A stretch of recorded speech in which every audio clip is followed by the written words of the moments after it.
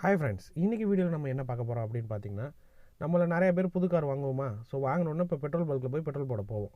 So அந்த டைமில் காருக்குள்ளே உட்காந்துருக்கும் போது திடீர்னு வந்து பெட்ரோல் டேங்க் எந்த சைடுன்னு இருக்குதுன்னு தெரியாது. ஏன்னா ஒவ்வொரு கார் மேனுஃபேக்சர்ஸும் ஒவ்வொரு மாதிரி.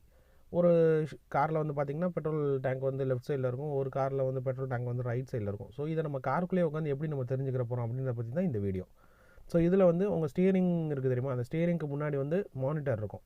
ஸோ அந்த மானிட்டர்லேயே பார்த்திங்கன்னா ஒரு பெட்ரோல் பம்போட சிம்பிள் போட்டு அதில் ஆரோ மார்க் போட்டிருக்கும். ஸோ எந்த சைடு பெட்ரோல் டேங்க் இருக்கோ அந்த சைடு வந்து ஆரோ மார்க் போட்டிருக்கும். ஸோ அதை நீங்கள் பார்த்தாலே நீங்கள் காருக்குள்ளே உட்காந்து தெரிஞ்சுக்கலாம், ஓகே பெட்ரோல் டேங்க் வந்து லெஃப்ட் சைடில் இருக்கா இல்லை ரைட் சைடில் இருக்கா அப்படின்றது. ஸோ இந்த விஷயம் நிறைய பேருக்கு தெரியாமல் இருக்கும்.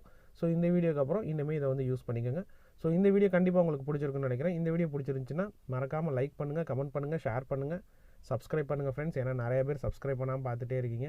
ஸோ தயவு செஞ்சு சப்ஸ்கிரைப் பண்ணுங்கள். ஸோ தட் அது எனக்கு ஒரு நல்ல மோட்டிவேஷனாக இருக்கும். ஃப்யூச்சரில் நிறைய வீடியோஸ் போடுறதுக்கும் ரொம்ப மோட்டிவேட்டடாக இருக்கும் அது. ஸோ தேங்க்யூ ஃபார் வாட்சிங் this video and thank you friends.